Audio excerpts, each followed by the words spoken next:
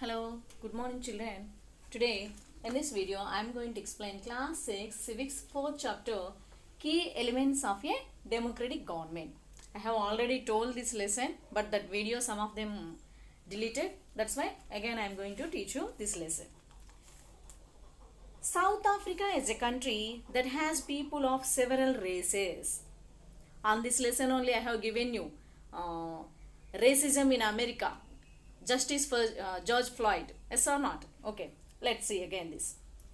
There are black people who belong to South Africa, whites who came there to settle, and Indians who came as laborers and traders. So, here in South Africa, this was the South Africa continent, children. See, South Africa. Okay. In this continent, there are three types of people, different races of people are there. One category, those natives, South Africans, and second one, the whites who came there to settle, and Indians and our Indians. So these three types of people, races people are living there. Maya Naidu, an 11-year-old South African girl living in the town of Johannesburg. Here, what is the name of the girl? Maya Naidu. Maya Naidu, and she was living there in the town Johannesburg. Johannesburg was helping her mother clear up her old boxes. She found a scrapbook full of pictures and newspaper articles. So there, while clearing up the old things, she found a box which was full of books and articles. Newspapers full of pictures and newspaper articles. There were many pictures of a young schoolboy of around 15 years of age. So in those pictures she found a boy's picture. All of the pictures were about a boy. How much age he was? Approximately nearly 15 years age. When she asked her mother who the boy was, she told that he was called Hector Peterson. Hector Peterson. Hector Peterson. The name of the boy was Hector Peterson. Peter. P-I-E-T-R. Okay. Hector Peterson. He had been shot by the police. Maya was shocked. Why? She asked. But he was died in the hands of police. Police shot him. So Maya Naidu got surprised. She asked why they shot him, why they killed him. Like that Maya asked. Her mother explained that South Africa was earlier governed by the apartheid laws. Apartheid means meaningless. Apartheid means separation on the basis of race. South African people were divided into white, black, Indian and colored races. So here South African people were divided into black, white, Indian and colored. These four types of races. Okay. South African people were divided into blacks, whites, Indians and colored people. According to the law, these races were not allowed to mingle with each other. So, all these races, whoever they could not mingle with each other. To live near each other or even to use common facilities. So, they could not live with near and at the same time they could not use common facilities also together. Maya could not believe her ears. What is this? Everything strange. Maya's mother sounded angry when she spoke about life under apartheid. Then Maya's mother shouted her and she said, how the lives will be under the apartheid laws. She told Maya that in those days hospitals were separate and so were ambulances. So here for these people, blacks hospital separate, whites hospital separate and at the same time ambulance service also separate for them. An ambulance meant for white people would always be well equipped, while one meant for black people was not. So here whites are having more facilities. This equipment, whatever their hospitals and ambulances are with full facilities, and the blacks facilities, blacks hospitals and ambulances are not that much. There were separate trains and buses. For them, trains and buses also separate for all these people. Even the bus stops were different for black and white people. Even the bus stops also separate only. Non-whites were not allowed to vote. So, only these white people are having right to vote, and these black, Indians and colored, they don't have right to vote. The best land in the country was reserved for the white people. All the facilities only for white people only. The best land is reserved for these white people. The best land was reserved for white people. And non-whites had to live on the worst available land. On the non-whites, that means remaining all these three categories, they have to live in worst lands. And that means not of facilities. The blacks and colored people were not considered to be equal to whites. So that's why these black, Indian and colored people were not considered as equal to white people. They have shown inferiority towards these people. They have shown superiority. These whites were superior and remaining three races, they were inferior. One black township was the southwestern township, that was Soweto. So the township also was given Soweto. Okay, what was the name of the township? White's township? Soweto. No, black township. This is for black people. Black township, Soweto. Okay. Hector Peterson lived here, and he and his classmates joined the protest against learning the Afrikaans language in school. So here our hero Hector Peterson used to live in this township Soweto, and he and his friends team, they refused to learn Afrikaans language. This was the language that the whites speak. Hector and other school students were being forced to learn this language, but they wanted to learn their own language, Zulu. But Hector and his friends, his team, they wanted to learn their native language, Zulu. And they were against to learn, they refused to learn Afrikaans language. Afrikaans language. Okay.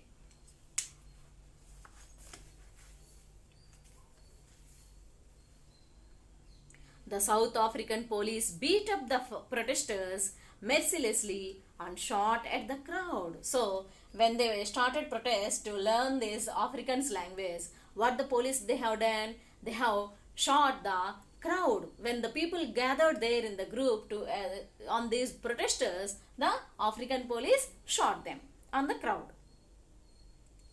One of their bullets killed Hector. So in those firing, Hector Peterson died.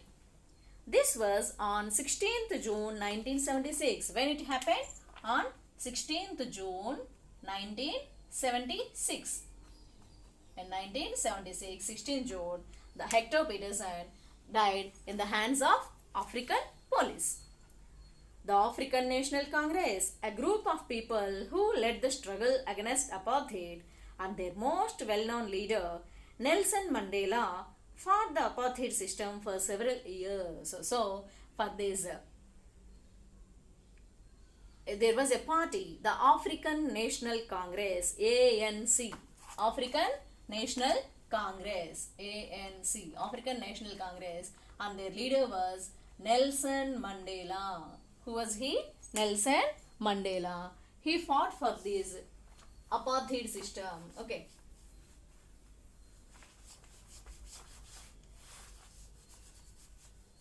What was the name of the leader? Nelson Mandela. He fought for several years. He fought for several years. What was the name of the party? African National Congress. African National Congress. Okay, African National Congress. So he fought against this apartheid system. That means treating the people on the basis of race, color. So, and finally they succeeded, and in 1994 South Africa became a democratic country. So, in which year? In 1994, South Africa became a democratic country. South Africa became a democratic country after fighting several years.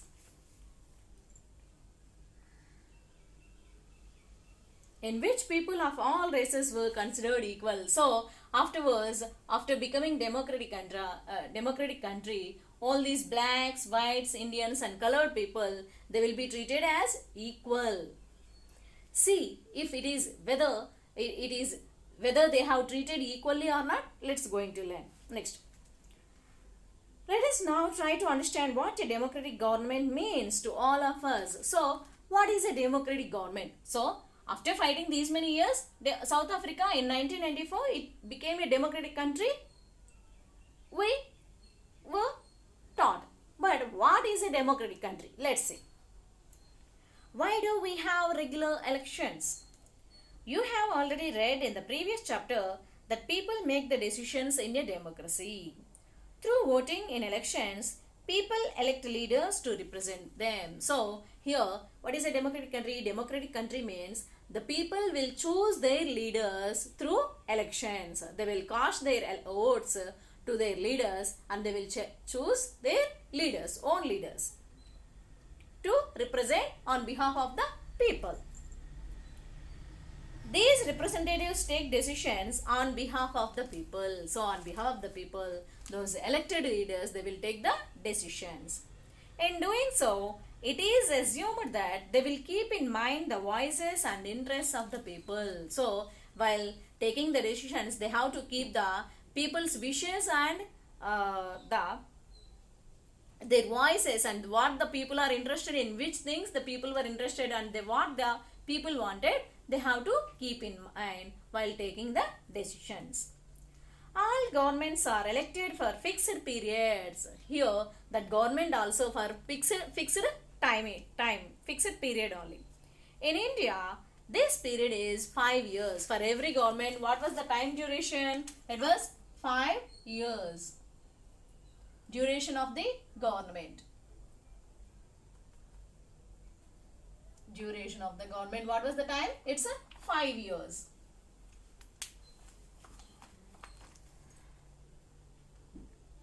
In India, this period is 5 years. Once elected, governments can stay in power only for that period. So, once a government is formed means they will be in for 5 years. If they want to continue to be in power, then they have to be re-elected by the people. If they want to continue next time also, they have to win they have to be re-elected by the people. The people have to elect them, re-elect them. This is a moment when people can sense their power in a democracy. So, only the people will show their power on the time of elections. So, through these elections, they can show their power. In this way, the power of the government gets limited by regular elections. So, the power of the government, up to these 4 years only, the government can work. But it has to show its loyalty towards the people. It has to keep in consideration the wishes and interests of the people. Then only it can completely, successfully complete its government. Otherwise, what will happen? The people will go against the government. Okay. Other ways of participating. Okay. Elections are usually held once in 5 years. Besides voting, there are other ways of participating in the process of government. So, here people participation is not only choosing their leaders, some more other ways also there in participating the government. People participate by taking an interest in the working of the government and by criticizing it when required. If the government is not functioning, then the people can criticize it. They can question us. They question the government. They can ask the government why you are doing this is not. This is injustice to the people. Like that, the people can question the government. In August 2005, when a particular government increased the money the people had to pay for electricity, people expressed their disapproval very sharply. In 2005, one government has increased power taxes. That means current bill they have increased. So then people have protested against that government. And they took rallies and also organized a signature campaign. So to show their protest, what they have done, they have organized rallies and they started a signature campaign that how many of them are against to the decision that increasing the current bill. They have taken signature campaign also. The government tried to explain and defend its decision but finally listened to the people's opinion and withdrew the increase. So when the people started these rallies and protests, what the government first tried to convince the people, but when the people were not ready to accept that, then it has withdrew its decision. It has cancelled its decision. The government had to change its decision because it is responsible to the people, because on behalf of the people only the government is there. So the bill which is against to the people wish, that they have to withdraw. There are many ways in which people express their views and make governments understand what actions they should take.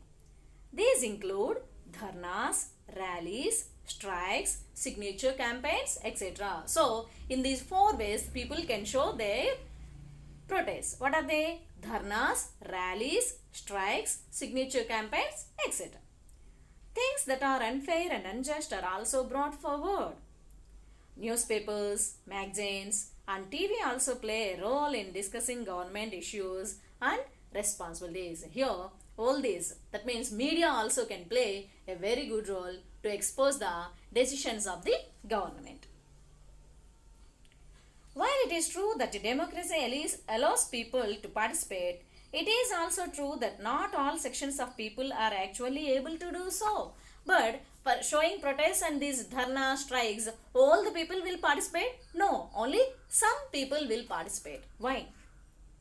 Another way for people to participate is by organizing themselves into social movements that seek to challenge the government and its functioning. Okay, so in another way also, people can show their interest by participating in the seek to challenge the government and its functioning. They can challenge the government and its functioning.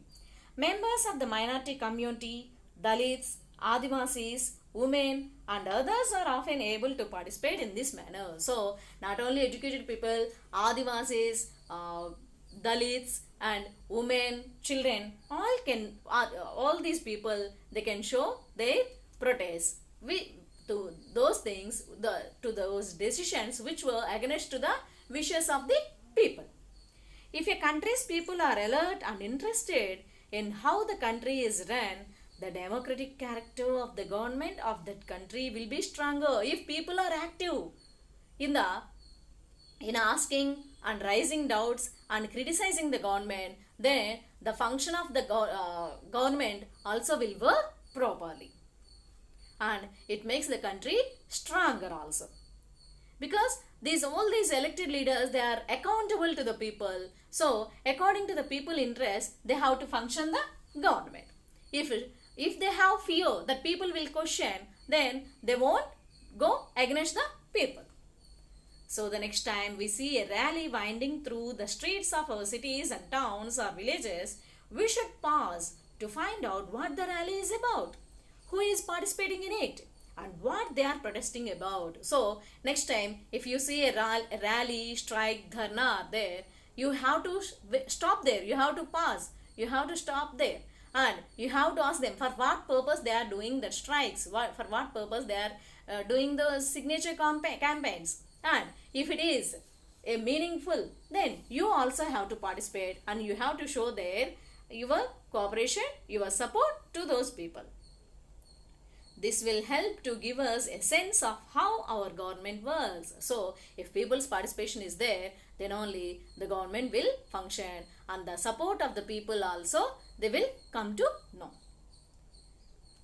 So, this is the lesson, children. The remaining part I will explain you in the next video. I hope you understood this content. Thank you. Have a nice day.